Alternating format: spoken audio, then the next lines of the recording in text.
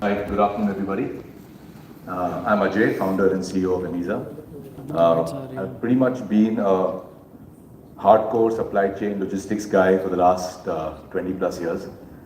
So I'm not here to teach you logistics or fulfillment. That's something that I do. So I don't want to be out of a job. So the idea here is for me to actually sort of share more of some of the experiences that we had. Especially here, there are a lot of young startups. So the whole idea is to sort of share some nuggets, some anecdotes which can help you with your own business, right? So I'll just talk a little bit about who we are. Emiza is a fulfillment enabler. We work with primarily consumer brands across five main categories. Today we are present across 10 cities. We run 22 fulfillment centers, close to about 1,500 people in the company, sort of working hard in delivering your packages in terms of packing your orders and stuff like that. Got some customers in the audience as well.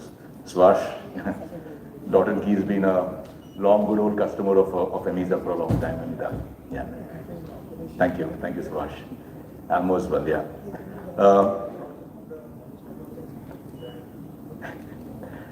Thanks.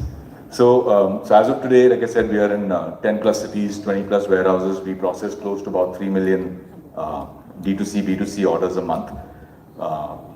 This is what a little bit of what our facilities kind of look like. So I think, like I said, the fulfillment is a tough job, right? It's all about people, labor. I know D2C founders like to do all the sexy stuff, talking about ROAS and going meeting category managers and sort of dining customers, but someone's got to do the dirty work, right? And that's what we're here for. So I think like I said, is I want to share a few nuggets with you in terms of what you guys could look at as founders to improve your own business. So first thing is I want to talk about metrics, right? I think it's very important that as a brand, no matter how big or how small you are, it's very important to institutionalize certain metrics, certain dashboards, certain KPIs right in the beginning of your journey, right? Because when you get too big, it gets too late, right? And it's very, very difficult to sort of unwind from there and get that done. So I'm sharing a few critical metrics which as founders or CEOs, you should have on your dashboard when it comes to fulfillment, inventory and stuff like that. So the first is order to dispatch, right? So this is super critical. Whatever orders you receive, because you spend a lot of money bringing the customer to your website, right? So post that, the entire experience is very, very important. So as a metric, you should be tracking this every day. What is your order to dispatch? And nothing less than 99% should be your target, right? That's number one. Second is your order to deliver. Now, this is a critical thing, like Subhash talked about regional utilization, right? If you really want to compete with Amazon and Flipkart on your own website, you need to ensure that you sort of have a delivery promise that's as close, right? So to be able to do that, you can only do that if you're replicating your inventory strategically across the country. So I think as a target, right? So if you look at your own data and you analyze it, as a target, you have to ensure at least 60% of your orders are delivered within 48 hours, right? And the balance, about 72% within about 80%. Sorry, 72% of the orders have to be delivered within 3 days, right? So if you don't do that, your customer is going to go look on Amazon, Flipkart, he's placed the order on you, and then he goes and buys it elsewhere, and that results in an RTO, right? So that's a very critical metric. If you can't achieve that, limit your pin codes then, because there's no point shipping all across the country only to have an RTO, right? So like even Suhash said, be focused. If you can't deliver within 72 hours, limit your pin codes, right? So that's very important. Third is NPS, right? Your Net Promoter Score. So that's a metric which is very critical for you to drive on your own website. That's the only way you can compete with an Amazon or a Flipkart. So the thing with NPS is, the most important thing is that if you have a low NPS, right? As a founder, are you tracking it? Why? If you don't know why your NPS is low, that's a major problem, right? So one, NPS relates to your product itself, but more importantly, are you having issues on customer support? Are you having issues related to damaged goods being delivered, wrong products being delivered, long fulfillment times? Very, very critical that as a founder, you set up your dashboards and start tracking this information and figuring out how to improve it, right? So this is another critical point. Now, when it comes to RTO, right? One fundamental mistake we've seen is people tend to track RTO percentages as an overall number. right? Don't do that. Track it and only as a percentage of COD because it gets diluted, right? If you are doing 60% pre and 40% COD and you're looking at your RTO percentage and saying it's 8%, I'm very happy. It's not the case. It's actually 16%, right? So start tracking it as a percentage of that. And very importantly here, when it comes to your RTO, right? Your choice of courier is very, very important because if you don't choose the right courier partner, if you don't analyze your PIN codes, your RTOs are going to happen. If you don't ascertain buyer intent, if you don't do order confirmation, RTO is going to increase. So these are processes that you need to set up, and you need to ensure that overall your RTO percentage on COD is sub 10%. If it is more than 10%, there is something going wrong. Go back to your data, figure out what's happening, which PIN codes are returning, which courier is faltering. It's very, very critical. Next is back to shelf, right? So back to shelf is a very important concept. See, in D2C, we are all operating with fairly thin margins, right? You're spending a lot on customer acquisition, you're spending on a lot of other things. If you don't control your inventory and if you don't control your RTOs, these can be the single point where there's a difference between being a profit-making company and a loss-making company, right? So, especially when you have returns or you have RTOs, you need to ensure that that inventory is checked and back on your shelf within 48 hours. If that is not back on your shelf, and if it's, and I've seen this, there are brands, and I won't name them, where they have not processed returns in over a year, right? So somewhere the product has come back into the warehouse and it's just lying over there. I mean, you guys are getting money on the table, right? So this is super critical. Have a metric, make sure all your returns are back on the shelf, sellable in 48 hours. The next is inventory turns, right? So this is again an important point. The more you distribute your inventory in Amazon warehouse and a Flipkart warehouse across multiple locations, your inventory turns are going to start dropping, right? So again, inventory turns is very category specific. In apparel, it's much lower. In CPG, it's much higher. But overall, if your inventory turns are between 8 to 12, you're in a fairly healthy position. If it's anything north of that, again, it's a problem. Again, there you need to figure out where is your inventory getting stuck. Run liquidations on your non-selling items. Keep your books very, very clean, right? And this also ties back to your inventory accuracy. Again, what brands tend to do is nobody looks at the warehouse, nobody's interested in taking care of that.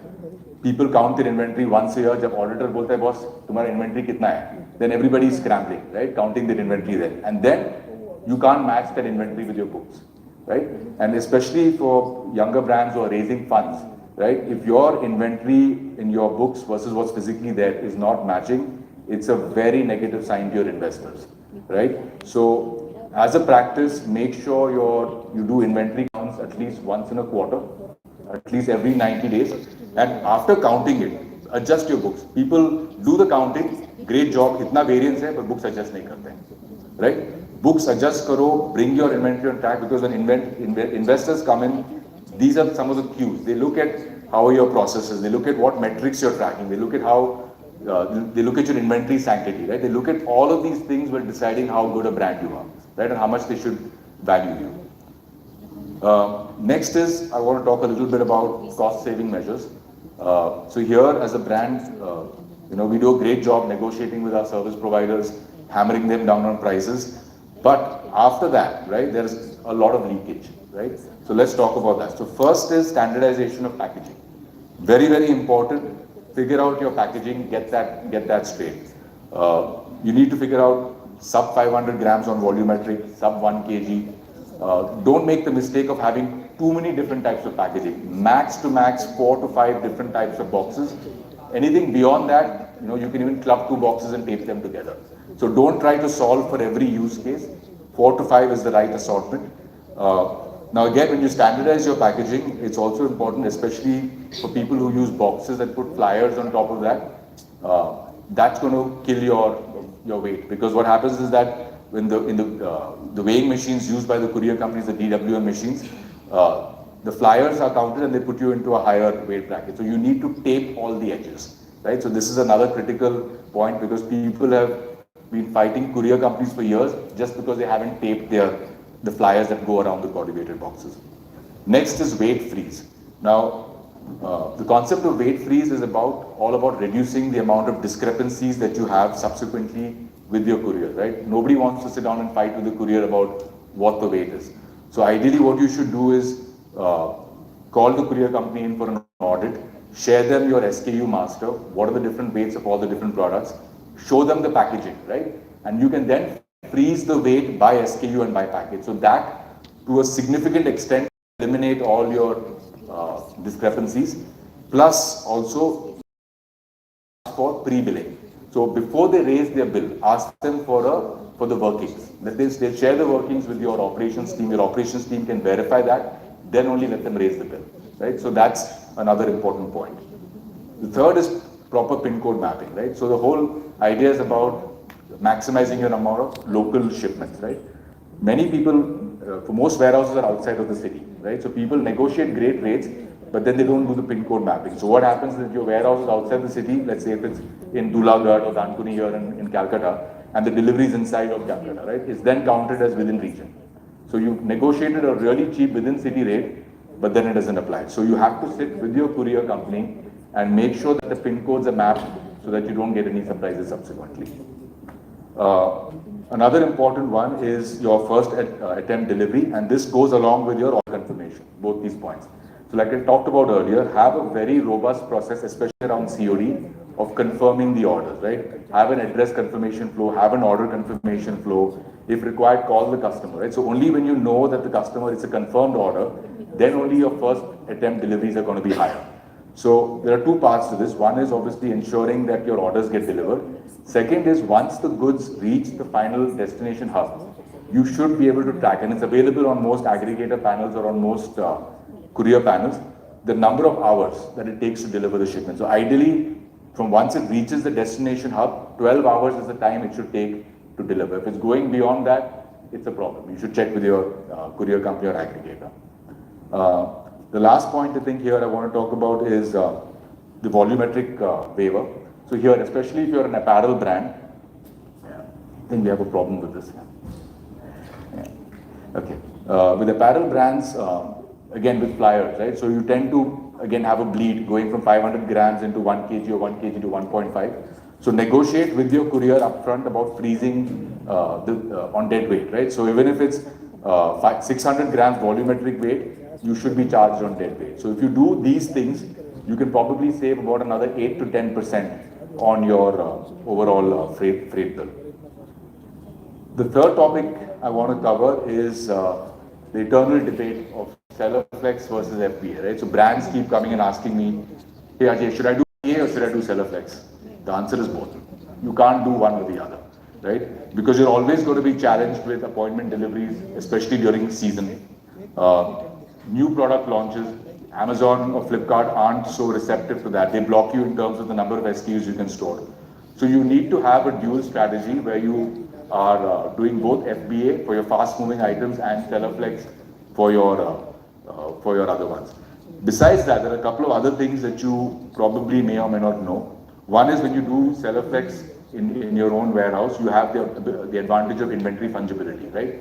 So that helps you use the same inventory for multiple other channels, and that helps you improve on your inventory turns, which I talked about earlier. Another thing is with Amazon. How many of you have ordered a small product on Amazon and got it in a big box, right? Exactly. So that's what happens. So Amazon cannot optimize their packaging for all different types of products. So they end up using boxes which are larger than what you need. And as a result, who's going to pay the freight? You guys, right? So it's very, very important, especially if you're running your own seller flex, this problem you can avoid because your packaging is customized. Second is you need to ensure you audit those Amazon bills, right? I mean, I have a friend who runs a sort of a company that helps D2C brands as well, and he audits this for them, and he's told me about 10 to 11% of money is left on the table because people don't audit these things very, very carefully, right? So that's a very important point, overages in shipping, especially with Amazon. Similar with damages on inventory, right? In an Amazon warehouse, you can't go see your inventory, how they treat it, how the returns are handled. So you're going to end up with higher returns there. So therefore, if you look at your pick pack costs and you look at the other costs, right, and you add the overages on shipping and damages, FBA does not become that much cheaper than running it out of your own FC, right? Because you also have a cost of sending it over there. So these are things for you to consider. Now, the next thing I want to talk about is, I think Abhishek keeps asking me the question at the end of every session, Emiza kya kar raha hai to make our experience more like Amazon, right? So, so I'm going to talk about sort of customer experience from two different perspectives, right? One is the consumer who comes on your website, and the second is the brand or the seller, right? So they're two different experiences. So for a seller who comes on the website, he's got a couple of different challenges, right? First is it's a matter of trust. How do you create the trust once the person lands on your website? So today, most D2C brands are unable to give a fairly accurate estimated delivery time on their website, right? Because it's all disconnected, right? So people just give a standard 5 to 7 days, 10 to 12 days. Do you think that's going to install trust and confidence? No. People are going to say, boss, मैं Amazon से ले लूँगा. So that's one issue that we're trying to solve for. The second is, again, like the GoQuick guys are here, checkout, right? How quick, how fast is the entire checkout? Are you giving the customer multiple shipping options as well, right? Like on Amazon, you can do an Amazon Prime, you can do a standard, you can do all of that, right? So if a customer gets those shipping options up front, he knows that this is what that shipping option is going to cost me, this is when I'm going to get my product, this is going to drive your conversions on the website. So this is another problem that we're trying to solve for. Then after that is the entire post-shipment journey, right? Once the order is, once you place the order, how frequently are you getting updates? Are you getting different updates from different people? Delivery sending you a different update, your aggregator panel sending a different update, your Shopify is saying something different. How disjointed is that communication, right? So that's the third problem. Now from the brand or the seller side, right? Today, any brand, no matter how large or how small, you have to work with at least 4 different service providers to deliver a service. One is you'll work with someone on checkout. Second is you'll work with some sort of a WMS, OMS panel, like an Easy Ecom or somebody. Third, you may have a fulfillment partner like an Emiza behind the scenes. Fourth, you'll have a shipping aggregator or a courier. And then fifth, you'll have a WhatsApp or a communication stack, right? So you can't avoid these 4 or 5. So from a customer support point of view, look at how difficult it is, right? How do you give the right update back to your customer? How do you manage interoperability between these different platforms, right? There's no data sync happening. So these are the second issue over there, right? And then third is reliable fulfillment. How do I ensure that my order is processed in time, delivered in time, and all the updates are going, right? So this is what we are trying to solve. Why is this happening? And it has to queue in each. I needed to queue. It's like it's a scrolling thing. It's not a PDF. It's a PPT.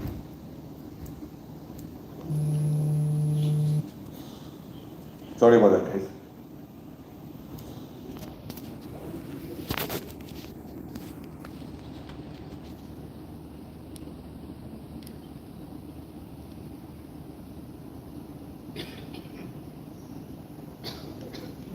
No, we sent you a PPT.